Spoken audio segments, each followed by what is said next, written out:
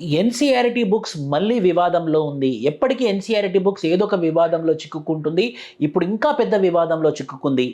NCERT ఒక autonomous organisation under ministry of education. 12th class వరకు ఏవైతే సిబిఎస్ఈ బుక్స్ ఉన్నాయో ఆ సిబిఎస్ఈ బుక్స్ని డిజైన్ చేసి అందులో కంటెంట్ని చేసేటటువంటి సంస్థ పేరే ఎన్సీఆర్టీ. అయితే రీసెంట్గా 8th class social science book release చేసింది. ఆ 8th class social science NCERT బుక్లో కరప్షన్ ఇన్ జ్యుడిషరీ అని, జ్యుడిషరీలో కరప్షన్ చాలా పెద్ద మొత్తంలో ఉంటుంది, కరప్షన్ అనేది జ్యుడిషరీలో నరనరాల్లో జీరుకుపోయిందని చెప్పేసి జ్యుడిషరీ చాలా నెగిటివ్ కనోటేషన్లో చూపిస్తుంది అనమాట. సుప్రీంకోర్టు సిజిఐ దీని మీద చాలా కోపంతో ఏమంటాడంటే, ఏ సంస్థలోనైనా కరప్షన్ అనేది ఉంటుంది, నేను కాదనట్లేదు, కానీ ఒక 8th క్లాస్ 7th క్లాస్ పిల్లల మనసులలో మనము ఈ జ్యుడిషరీ పట్ల, సిస్టమ్స్ పట్ల మనం వ్యతిరేకత నింపామంటే రేపొద్దున అదే 8th క్లాస్ అబ్బాయి సిటిజన్ అయిన తర్వాత జ్యుడిషరీని ఎలా నమ్ముతాడు, సిస్టమ్ని ఎలా నమ్ముతాడు, సిస్టమ్కి వ్యతిరేకంగా ఖచ్చితంగా పనిచేస్తాడు.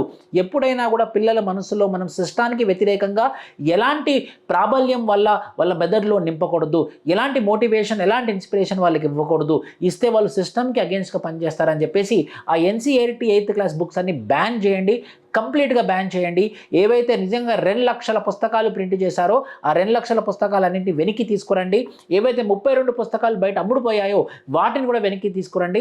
ఆ పుస్తకాలు మార్కెట్లో కనబడడానికి వీల్లేదని చెప్పేసి సుప్రీంకోర్టు సీజే చాలా స్ట్రిక్ట్గా చెప్పింది. సుప్రీంకోర్టు సీజే కాకుండా నరేంద్ర మోడీ గారు కూడా ఈ బుక్స్ రావడానికి కంటెంట్ ఇచ్చిన వాళ్ళని కూడా ఖచ్చితంగా వాళ్ళ ఉద్యోగంలోకి వెళ్ళి తీసేయాలని చెప్పేసి ప్రైమ్ మినిస్టర్ ఆఫ్ ఇండియా కూడా ఆర్డర్ చేయడం జరిగింది. సో ఖచ్చితంగా ఇలాంటి పుస్తకాలు ఎప్పుడు కూడా మనం అలో చేయొద్దు. ఎందుకంటే పిల్లల మనసులలో మనము విషం నింపిన వాళ్ళం అవుతాము. జై హింద్.